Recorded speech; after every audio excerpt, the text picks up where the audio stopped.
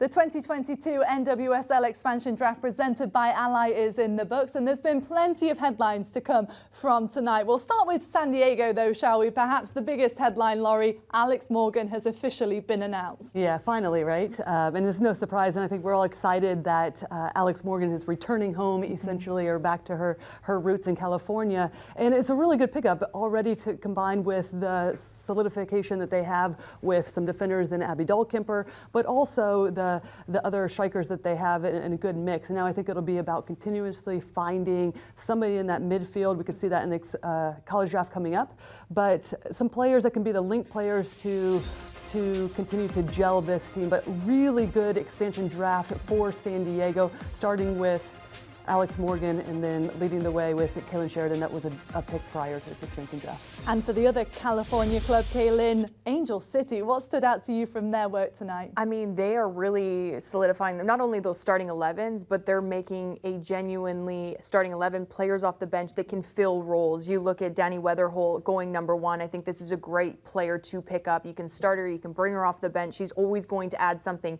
Do I think she's that number 6 that they were potentially maybe looking for? No, I find her more as that number 8 box-to-box midfielder that can cover the ground. I still think that they have work to do to find one of those big name players that can really put the stamp on this team, take the team, put them on their back, and lead by example. I don't think they have that here yet. I think it's coming. Obviously, you have players like Sarah Gordon, fantastic player, one of the only players in the league that played every single minute and is a mom, killing it on and off the pitch. So hats off to you. Don't know how you do it.